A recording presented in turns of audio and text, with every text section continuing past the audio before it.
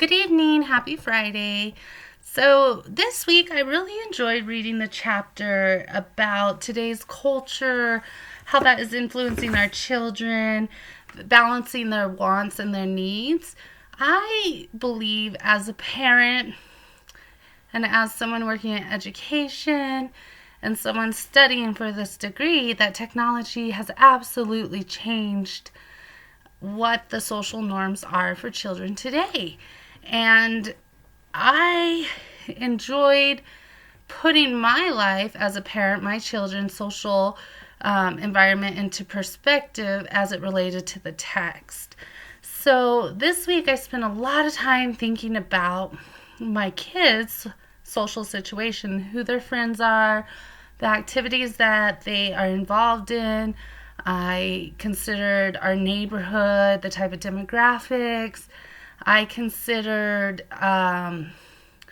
their school, how diverse the population is, and the type of children that attend this school. And I'm actually really happy. I feel like my husband and I worked really hard to be where we are right now, and that this is a really good place for us to raise our kids and to have a family. I'm very lucky. I know a majority of the parents at the school. I have their phone numbers. I text several of them. It doesn't mean that they're people I knew before my children and their children were friends, but because of our small community, my activity with the school, I have been able to get to know these parents. And I find that this is really important. And after reading this week's chapter, I feel very fortunate because Dr. Ozit talks a lot about, talking to other parents, trying to understand what is really the social norm. They give the example of the teenagers all wanting to go on a date at 11, and one of the girls was explaining to her mother her friends could go, and that was a reason why she should be able to also. And that mother consulted with the two friends, and it turns out that the kids had not been honest with one another, and the parents were able to talk through this and determine that this was not age appropriate. And I really can relate, and I like that because I have that same sort of relationship with the parents of my kids' friends. I think this week for me, I really realized if I have a choice, I don't think I would want to move right now. A little background on my family. My husband is from Chicago, and he is also Hispanic. So my kids are biracial, and they have one parent from the city and one parent from the country, basically. And we chose, when I was pregnant with my first child, to move to New Mexico. That's where we wanted to raise our kids. And I think this week I really appreciate that decision. Recently, my husband's, he had two sisters who followed us out here to New Mexico also. So I'm from New Mexico. And they have moved back. And so they're always trying to offer us the opportunity also. And recently there was some arrangements made where if we wanted to, we could move into his parents' house for a year, get situated in Chicago, and at this time they would be in Puerto Rico and then come back. And we would have his sister also living with us there. But we turned down this option. I don't feel too bad about it. I don't think I could build the sort of social network that my kids and I have right now with the people that my kids are friends with. And I've gotten to know these people, and I appreciate who they are. I appreciate the way they're raising their children and the communication between us. And this week I just really thought about all the different situations and how my life would be different if I were to consider moving to a different area. And I like the social norms of our area. My son is in Boy Scouts. When we go to Boy Scouts or Cub Scouts, Usually a sister goes with us because one of the boys in the den, his sister is my daughter's friend. So I like that we have this small community and all the kids know each other. In fact, I recruited people for our Cub Scout den when my son decided he wanted to join, and there was only 2 kids.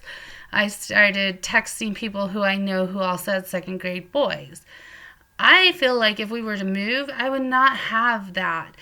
It's not something you can have overnight. We've lived in our current home for 5 years, and my daughter's in 4th grade, so 4 of those have been at the elementary school in our neighborhood. And it took me this much time to build the relationships I do have with the parents. But it's really cool because I can reach out to them and, as Dr. Oza explains in the text, consult with them, find out what's really going on. I have really good relationships. I was thinking of a few different examples to support this. And I can remember this one time my son had hurt his foot and he was in a boot. And he had told me I had tripped and fallen. But the next day I was at school talking to another mother, which my son's little friend that he'd say was his best friend. And she asked how Ricky was doing. And I said, oh, he's doing well. And I said, I just don't understand how he fell. And she said, well, it was his sister. He pushed him. And so it just all came to light. And I appreciate having that relationship with other parents, that my kids would talk to one another and they could feel open enough to tell me, well, my son said, your son said. I appreciate that. Another example is at Christmas time, my daughter wanted to do like a Christmas party gift exchange, and I was unfortunately super busy. So I said, you plan it out, give me the details, and I'll buy pizza, and I'll let your friends' moms know. They had drawn names, made sure their gift exchange was fair, they had time, and I texted, of these 3 friends she had invited, I had 2 of the numbers, so I texted those 2 moms, and they said, yeah, sure, we'll run our daughters to the store and we'll have them on Saturday come over. Can we bring anything else? And I thought that was pretty awesome. I had a piece of paper with a phone number, and I couldn't tell if a 0 was a 0 or an 8. I tried to text the 3rd mother and never got an answer. So when my daughter's friend showed up for the party, I explained there was supposed to be 4 girls. I didn't have the correct number, and it was awesome. That mom's like, is that Haley, that's mother works at the junior high across the street? And I was like, yeah, that's the one. And she pulled out her phone, went through, had her phone number. I texted, and that little girl was here within maybe half an hour. And so just really awesome that we have this network as parents, and I can facilitate these things for my children. I think the social environment we provide our kids is so critical, and really they're only in school for a certain time, and it's different stages, elementary, middle school, high school. And to build the relationships that parents need in these situations takes time. I spent a lot of time today on Psychology Today, reading over articles about the importance of social skills in children. And what they learn from their friends is so important. And having friends that have similar demographics, who, similar lifestyles is very important. I know I've had conversations picking up my kids from school, like, have you went camping here? This is an awesome place. Different hikes. Recently, I was chatting with a mother, and we were sharing these hikes in southern Colorado, which is less than an hour from us. And I appreciate having similar, lifestyles as the people in our neighborhood, our school district. I have some friends who live in a different neighborhood, definitely different demographics, and they own condos and go skiing right now every weekend.